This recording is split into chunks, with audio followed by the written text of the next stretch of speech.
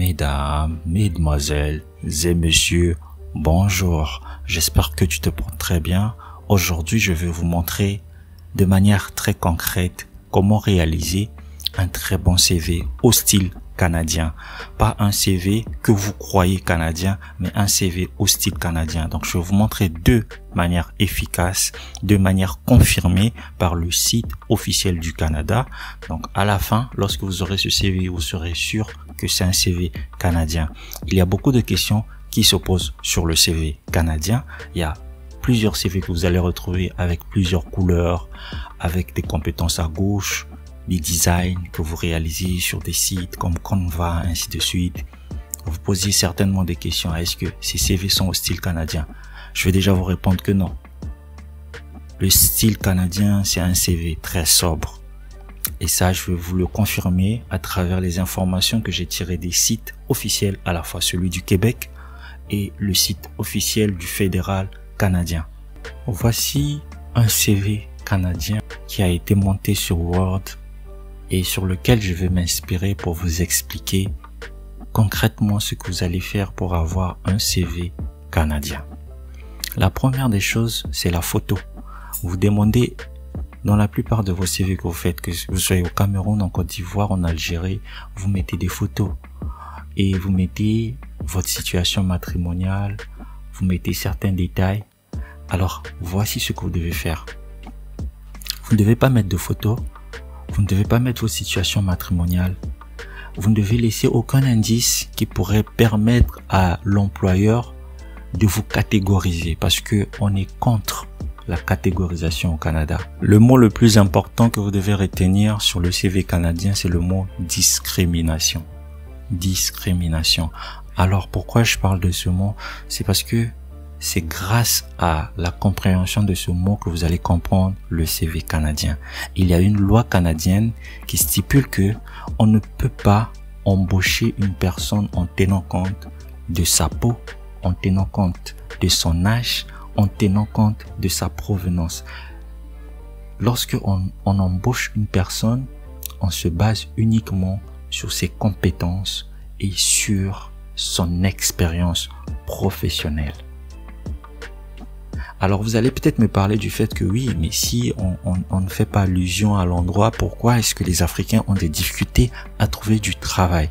Ça, c'est un autre problème. La loi canadienne aussi dit que avant qu'on puisse embaucher des gens à l'extérieur, il faut qu'on se rassure premièrement que au Canada, il n'y a pas suffisamment de gens pour faire ce travail. Donc la charité bien ordonnée commence par soi. C'est le principe qui s'applique. Mais ici, pourquoi est-ce qu'il ne faut pas mettre de photos sur le CV canadien et pourquoi il ne faut pas mettre son âge? Parce que lorsqu'un employeur, si il a des profondeurs discriminatoires et il voit une certaine peau, une certaine couleur de peau et que il embauche une autre personne par rapport à son genre, il se dit par exemple ça c'est une femme, par sa photo, il est attiré par la photo de cette femme, ils vont embaucher cette femme plutôt que à embaucher un homme. Donc ça, on essaie de l'éviter au maximum. S'il voit par exemple l'âge, il va se dire non, cette personne est vieille, je ne veux pas la prendre, je préfère prendre ce jeune. Et ça aussi, on ne veut pas de ça. On veut que tout le monde ait sa chance. Donc du coup, on ne doit pas mettre de photos, on ne doit pas mettre son âge, on ne doit pas mettre sa situation matrimoniale. Un employeur ne doit pas vous prendre parce que vous êtes célibataire ou marié. Il doit vous prendre parce que vous êtes compétent pour le poste. Et on veut donner à tout le monde la même chance. C'est un principe d'équité. Donc du coup, on ne peut pas mettre la photo. Quand vous mettez la photo, vous êtes déjà éliminé d'office parce que vous ne respectez pas le principe du CV canadien. Qu'est-ce que vous devez mettre par contre? Parce qu'il ne suffit pas de vous dire ce qui n'est pas à faire. Il faut également que je vous montre ce que vous devez mettre. Sur le principe canadien ou encore aux États-Unis ou en Occident, vous savez que lorsque on veut donner sa raison sociale, c'est-à-dire son nom et prénom, on ne commence pas par le nom, ensuite le prénom. Donc dans votre CV, commencez premièrement par mettre le prénom, ensuite le nom. Si vous avez plusieurs noms, vous les mettez. Donc, je préfère que vous mettez pour votre prénom la première lettre en majuscule, le reste en minuscule et votre nom tout en majuscule. Donc, vous les alignez, prénom, ensuite nom. Ensuite, vous mettez le numéro de téléphone avec l'indicatif de votre pays. Si vous venez du Cameroun, vous mettez plus 237. Si vous venez d'un autre pays, par exemple du Togo, plus 228. Si vous venez de la France, vous mettez plus 33, ainsi de suite. Donc, un numéro de téléphone suffit. C'est un numéro par lequel vous êtes le plus facilement joignable. Et c'est largement suffisant. Vous n'avez pas besoin de mettre 2 numéros de téléphone. Ne vous donnez pas en fait l'idée d'être comme un mafieux, un arnaqueur qui a plusieurs téléphones. Un numéro de téléphone est largement suffisant. Vous mettez votre adresse email et sur votre adresse email, je vais essayer de corriger ici. Qu'est-ce que vous pouvez mettre? Ne mettez pas des pseudos du genre le grouilleur 2.42, le masseur 237, le crack. Non. Mettez votre réel nom, prénom, nom, comme c'est indiqué. Moi, par exemple, ici, on va faire la pratique. Hein. On va faire la pratique, c'est mieux, je trouve. Je vais mettre là Shadrach. Le nom, je mets Loubadi. Hein. Donc, c'est ça mon vrai nom. Pour ceux qui demandent c'est quoi votre vrai nom, profitez-en. Loubadi. Voilà. Le numéro de téléphone. Si je mets mon numéro de téléphone ici, j'aurai trop d'appels. Je mets quand même plus 1. Ça commence par 204. Ensuite, il y a 975. Mais le reste, je peux pas compléter parce que sinon, il y aura trop. Voilà. Et ensuite, il y a l'adresse mail d'un côté. Donc, l'adresse mail, c'est ce que je vous conseille, c'est de mettre vraiment prénom, nom. Shadrach, excusez-moi, Shadrach. Voici mon adresse email, @gmail.com. Voilà. Ça, c'est mon adresse email ordinaire. C'est vraiment pas professionnel. Donc, je le mets en bleu ici parce que c'est un lien. C'est automatiquement même que ça se met en bleu. Sinon, le reste, c'est vraiment du noir. Hein? Gardez votre CV en couleur noire, qu'il soit sobre, simple. Ensuite, ici, vous mettez le lien LinkedIn. Donc, c'est très bien d'avoir un lien LinkedIn. Vous créez un lien où votre profil LinkedIn aura le même nom que sur votre CV, Shadrach Loubadi, et une photo de profil, bien sûr, là-bas sur LinkedIn. Et vous venez coller ce lien ici. Alors, on arrive au niveau de l'adresse. Au niveau de l'adresse, ne mettez pas le numéro de votre maison, le numéro de votre appartement, la boîte postale. On n'a pas besoin de tous ces détails. On n'en a pas du tout besoin. Donc, vous pouvez mettre quelque chose comme Montréal, Canada, simplement. Quelque chose comme ça. Donc, la ville. Ensuite, vous mettez le pays. C'est largement suffisant. Si vous voulez, vous pouvez mettre Abidjan, Côte d'Ivoire. C'est bon déjà pour l'adresse. Donc, ne mettez pas des détails qui peuvent faire en sorte que l'employeur soit plus fixé sur vous. Non. On a juste besoin du général. Donc, voilà tout ce que vous avez à mettre sur cette première partie. Nom, téléphone, adresse mail, lien LinkedIn. Je recommande à tout le monde d'ailleurs d'avoir un compte LinkedIn. Et ensuite, vous mettez l'adresse, la ville et le nom du pays. Une fois que vous avez fait ça, juste en bas, vous allez mettre le titre. Ici, dans ce cadre, on va dire que je suis enseignant au primaire. Donc, vous mettez ce titre-là. Après le titre, il y a une barre ici, c'est un sommaire, hein. Je vais appeler ça sommaire. Sommaire. Voilà. Je pourrais mettre une barre ensuite. Alors, c'est quoi le sommaire? C'est une brève présentation sur vous. Donc, vous présentez de manière bref. Vous dites ce que vous faites, ce que vous êtes, votre expérience, vos compétences et votre objectif. Donc, vous le définissez. Limite, si vous le faites en 5 lignes, là, c'est même trop. Hein, c'est dans 5 lignes, c'est largement suffisant pour vous présenter de manière brève et dire ce que vous recherchez, quelles sont vos compétences, vos points forts et pourquoi vous êtes là. Une fois que vous l'avez fait, vous avez fait cette présentation parce que c'est ce qui vous vend. Lorsque l'employeur lit votre présentation, il est prêt à aller voir encore plus loin. Donc si votre sommaire est foiré, en fait c'est votre CV qui est foiré. Donc si vous êtes déjà au format canadien, parce que vous avez respecté ce que j'ai dit en amont, la suite ça va être vraiment de bien faire votre sommaire pour permettre à l'employeur de vouloir aller voir encore plus loin que ce qu'il a déjà vu parce que ça a été intéressant. Ensuite on arrive au niveau de l'expérience. Voici comment vous allez vous présenter. Ici vous mettez agent d'accueil, donc le titre de votre emploi, le titre de votre emploi. Il y a beaucoup de gens qui me demandent, je vois que mon titre d'emploi n'est pas reconnu au Canada. Vous savez que l'employeur, il est au Canada. Vous pouvez avoir un titre qui est sur votre attestation de travail, mais cependant, il faut trouver l'équivalent du nom de ce titre au Canada pour permettre à l'employeur, lorsqu'il voit votre CV, de se retrouver. N'oubliez pas que l'idée ici, c'est faire en sorte que l'employeur ne se pose pas trop de questions, mais qu'il puisse se retrouver facilement sur votre CV. Donc, au Canada, il y a des CNP. Ce que vous devez faire, c'est retrouver le titre de votre emploi le plus facilement possible. On va le voir dans la suite même, comment vous pouvez le faire avec la deuxième possibilité pour faire le CV. Donc, vous mettez le titre de votre emploi, le nom de l'entreprise où vous avez travaillé, la ville, et le pays, ça suffit. Donc, le nom, le titre de l'emploi, le nom de la compagnie, la ville et le pays.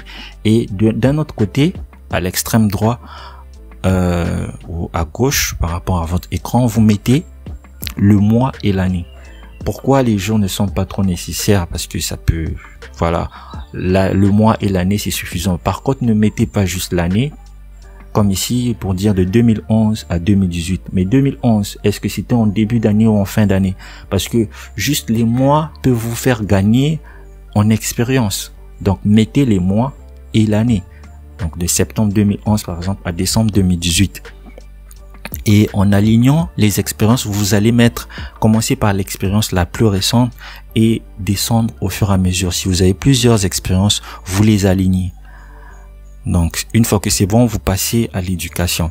Alors, l'éducation, c'est quoi?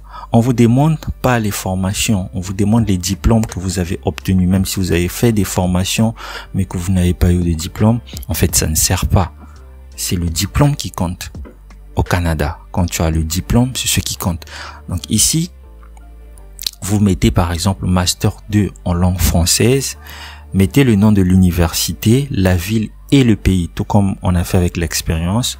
Donc, vous mettez le nom du diplôme que vous avez obtenu. Si vous avez déjà fait évaluer vos diplômes et qu'on vous a donné la correspondante, mettez le nom de cette correspondance. C'est ce que j'ai précisé ici en rouge. Vous n'aurez pas besoin de le mettre sur votre CV. Mais si vous avez déjà fait évaluer vos diplômes, vous mettez le nom de la correspondance de votre diplôme. Si vous n'avez pas encore évalué, mettez carrément le nom qui est sur votre diplôme. Et à l'extrême droit, ici, vous mettez l'année de l'obtention de votre diplôme. Donc, on vous demande pas de mettre la période, mais de mettre juste l'année à laquelle vous avez obtenu votre diplôme. Vous faites de même, vous partez du diplôme le plus récent ou moins récent. Donc, vous les mettez et une fois que c'est fait, c'est tout. Vous ajoutez les langues que vous parlez, si c'est le français, l'anglais, vous mettez.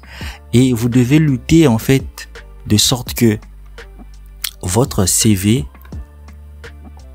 ne s'étende que sur max 2 pages. Votre CV ne devra pas dépasser les 2 pages. Si votre CV s'étend sur 3 pages, vous devez enlever d'autres informations. Au niveau des expériences, ne mettez pas trop de tâches. Là même, je trouve que c'est beaucoup. C'est-à-dire que vous pouvez vous limiter à 5 tâches. Voilà, c'est déjà assez suffisant. Prenez les tâches qui sont les plus importantes. Et là, vous voyez, il y en a beaucoup, c'est trop. Donc, vous pouvez bien résumer votre CV, mettre tout ce qu'il y a à mettre qui est nécessaire. Et voilà, c'est tout. Là, vous avez un CV canadien. Vous avez un CV canadien qui répond aux normes, qui est simple, mais qui permet à l'employeur de vite vous cerner sans perdre du temps. Par contre, tous les zigzags que vous voyez sur Internet, des couleurs, des décorations, parfois, il faut fouiller pour aller retrouver là où se trouvent les compétences. Et croyez-moi, les employeurs reçoivent des tonnes de CV par jour. Et s'il doit aller fouiller pour trouver vos compétences, c'est mal barré pour vous. Donc voilà le format que je vous conseille. Et ne dépassez pas les 2 pages, max 2 pages, vous vous arrêtez là. Alors si vous voulez faire un CV bilingue, vous alignez sur la 2e page la même chose. Vous mettez en anglais et vous remplissez et voilà, le tour est fait. Alors j'ai mis quelques observations pour vous aider. Mettez le nom de votre diplôme tel qu'il est si vous n'avez pas le 2. Voilà, ça je vous l'ai déjà dit. Si vous avez les 2, vous mettez selon les 2. Si vous n'en avez pas, mettez tel qu'il est. Ne jamais mettre la CNP sur votre CV. Donc vous avez découvert que votre CNP par exemple c'est 22 500, mais ne l'écrivez pas à côté de votre titre d'emploi. C'est pas nécessaire, c'est pas permis de le faire. Ne jamais mettre les tests linguistiques. Donc au niveau des compétences linguistiques, vous avez tendance à vouloir mettre vos notes si vous avez passé le test de langue. Ne le faites pas. C'est pas conventionnel. Le CV canadien ne le permet pas. Mettez juste que vous parlez anglais ou que vous parlez français ou que vous parlez arabe, ainsi de suite. Ne jamais mettre une photo, ne jamais mettre votre âge, ne jamais mettre le sexe ou le statut matrimonial, ne jamais mettre les hobbies. Alors, quand je dis ne jamais mettre les hobbies, là, ça va dépendre un peu. Il y a des hobbies qui vous mettent en valeur. Par exemple, si vous avez un hobby tel que vous aimez sur votre temps libre, former des gens, ça peut vous mettre en valeur. Ça passe comme pour du bénévolat, mais c'est un hobby. Mais sinon, si c'est en dehors de ça, pour dire que vous jouez au tennis, sur le CV canadien, ce n'est pas nécessaire. Voilà donc les observations que vous devriez retenir, que j'ai mis en rouge là, c'est pour vous, et vous n'avez qu'à les appliquer. À présent, on va voir une seconde possibilité très intéressante que vous pouvez mettre en jeu pour réussir votre CV canadien. Guichet Emploi Canada CV. Guichet Emploi Canada CV. Alors, on va nous donner plusieurs résultats, mais moi, je vous dis déjà, ne cliquez pas n'importe où. Ne cliquez pas sur le premier lien, ça c'est le site du Canada, ça ne nous concerne pas. Nous, on veut vraiment aller sur le site de Guichet Emploi Canada, parce que c'est le site pour le travail au Canada. Et on a un concepteur de CV. Moi, je vous emmène d'abord sur ce site. Alors, une fois que vous êtes sur le site, vous êtes sur l'accueil, ça se présente comme ci. Voici comment se présente le site de Guichet Emploi. La première chose que vous allez faire, donc c'est ici que les gens viennent généralement pour postuler aux offres au Canada, parce que c'est le site officiel. Mais nous, ici, on est là pour le CV. Donc, vous allez venir à recherche d'emploi. Vous allez venir à concepteur de CV. Vous cliquez sur concepteur de CV. Nous voici sur la page du concepteur de CV. Je vous montrerai point par point ce que vous allez faire ici pour avoir un CV au format canadien digne de ce nom. Et vous allez adorer. Alors, on va descendre. Ici, on a s'inscrire. On vient à s'inscrire. Alors, on nous présente deux possibilités. On peut avoir un compte de base ou un compte plus. Donc, nous, on va prendre le compte de base. Pourquoi il faut pas prendre le compte plus? Parce qu'avec le compte plus, on va vous demander votre numéro d'assurance sociale. Vous êtes hors du Canada, vous n'en avez pas. Donc, vous allez prendre le compte de base. Le compte de base, vous aurez juste besoin de votre adresse mail. Donc, on prend le compte de base. C'est logique. Voilà. Il y a des énoncés, il y a tout ce blabla, vous allez tout lire. On n'a pas le temps à perdre dans cette vidéo. Donc, on va vraiment aller droit au but. Donc, moi, je mets j'accepte. J'ai déjà tout lu de toute façon. Voilà la première étape. Ça va être de mettre mon courriel. Donc, on va créer le compte. Du coup, ce que je vais faire, c'est que je vais créer le compte et puis on va se retrouver à la fin de la création du compte pour gagner en temps parce que c'est quelque chose de facile à faire. Donc, je vais créer et puis on se retrouve à la fin. Très bien. Maintenant, notre compte est créé. Donc, vous voyez très bien, mon compte est là, tout est parfait. Je vais venir là où on écrit mes CV. Alors, vous allez voir qu'il n'y a aucun CV. Il n'y a aucun CV. Je n'en ai encore créé 0. Donc, nous, on va créer un nouveau CV. On vient ici à créer un CV. Voilà. On va commencer par le titre. Le titre du CV, ça peut dépendre. Je peux avoir plusieurs CV, hein, parce que j'ai plusieurs expériences. Donc j'aurai un CV avec l'expérience en tant qu'enseignant. J'aurai un deuxième CV avec l'expérience, par exemple réceptionniste. Un troisième CV avec l'expérience. Je vais mettre toutes mes expériences dans chacun des CV, mais le titre va changer par rapport à l'emploi auquel je vais postuler. Est-ce que vous comprenez? Donc ici je mets enseignant.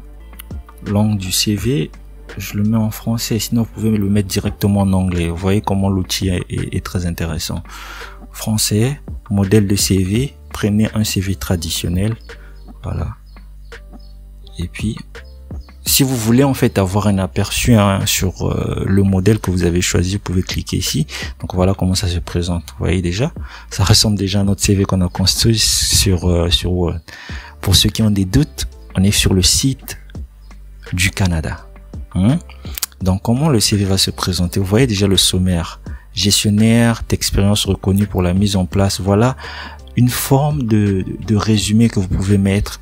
Professionnel aguerri des ressources humaines réputé pour mon aisance à travailler dans les milieux administratifs exigeants où le rythme est soutenu. Voilà. J'ai défini en fait ce que je suis de manière brève. Et ici vous pourrez ajouter en tout cas votre objectif facultatif. Vous voyez le numéro de téléphone, courriel, LinkedIn, la ville et la province. Vous voyez comment il faut présenter la chose? C'est très simple. L'expérience, le titre, vous mettez le nom de l'entreprise, la ville, la province, la date. Et quand vous mettez la date, ne mettez pas à nos jours. À nos jours, c'est vague. Faut mettre, si vous êtes encore au poste, mettez demain, par exemple, 2015 à aujourd'hui. Voilà. Donc, voilà, on est déjà proche. Voilà le format que nous avons choisi. Alors, je vais ressortir et ensuite je vais sauvegarder. Une fois que la sauvegarde est faite, je peux poursuivre avec les coordonnées. Donc, les coordonnées sont là. Il y a mon adresse email, il y a d'où je vis, et ensuite on va mettre le sommaire. Le sommaire. Donc, je vais juste copier un sommaire quelque part. Vous mettez le sommaire que vous voulez et ensuite vous sauvegardez. Donc on va annuler parce qu'on n'a rien mis. Vous mettez votre sommaire, il n'y a pas de problème. Moi j'ai pas prévu l'expérience de travail, je vous ai expliqué. Donc vous ouvrez, vous mettez juste ajouter, vous mettez une expérience de travail. Alors là je vais aller un peu dans les détails. Vous mettez le nom de l'employeur, la ville, la province ou le pays où vous avez travaillé. Ici, appellation d'emploi.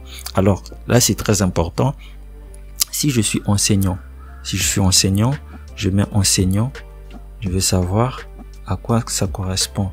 Donc, parfois, il y a des gens qui ne savent pas vraiment les tâches, ils n'ont pas suffisamment de tâches. L'avantage ici, c'est que quand vous mettez le nom, vous pouvez importer les tâches. Vous pouvez sélectionner ou rechercher l'appellation. Donc nous, on va rentrer l'appellation ici. On met enseignant.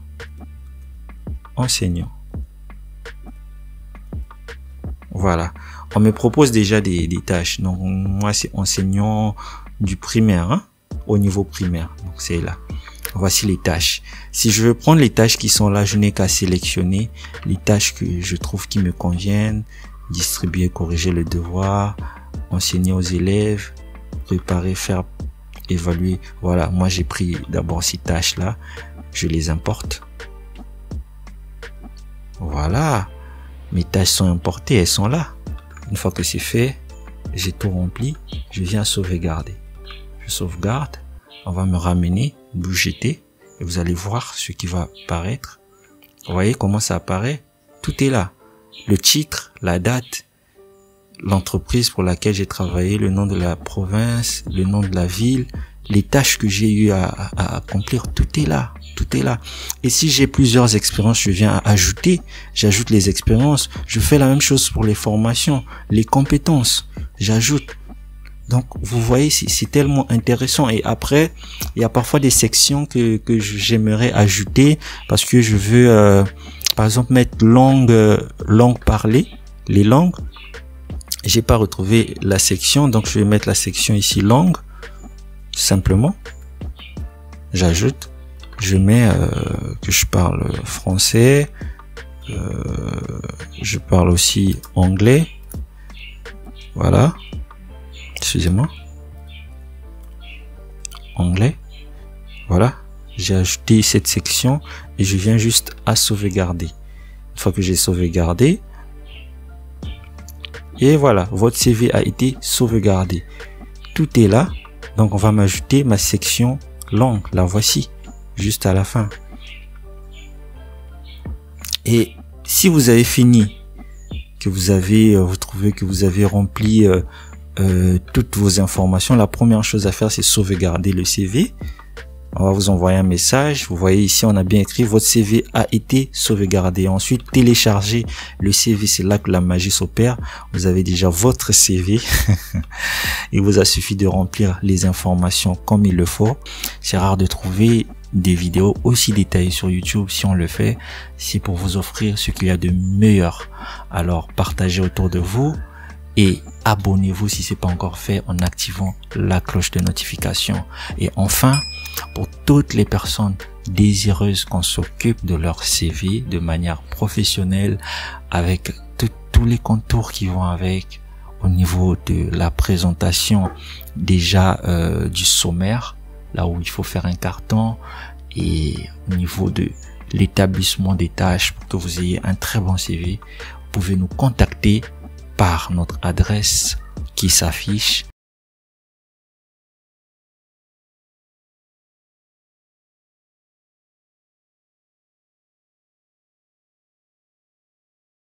Vous nous contactez directement et nous ferons le plaisir de vous offrir un CV qui équivaut aux normes canadiennes, que ça soit bilingue, en anglais ou en français. Il suffit de nous contacter. Pour ceux qui sont très autonomes, suivez tout ce que j'ai fait et faites votre CV au style canadien. Et donc pour ceux qui auront besoin de cet exemplaire, je vais mettre un lien dans la barre de description de cette vidéo. Vous n'aurez qu'à cliquer sur ce lien et vous aurez droit à un exemplaire. Donc je peux pas faire des exemplaires pour tous les métiers, vous en doutez bien, mais adapté par rapport à votre métier et vous aurez un CV au style canadien. N'oubliez pas, le CV c'est bien, mais la lettre de motivation c'est encore plus important parce que c'est ce que vous mettez en avant. Je vais vous montrer pourquoi la lettre de motivation est capitale et pourquoi est-ce que sans la lettre de motivation c'est difficile qu'on puisse lire votre CV. C'est pourquoi la prochaine vidéo qui viendra après celle-ci, ça va être la lettre de motivation. On se retrouve dans cette prochaine vidéo là. Bye bye.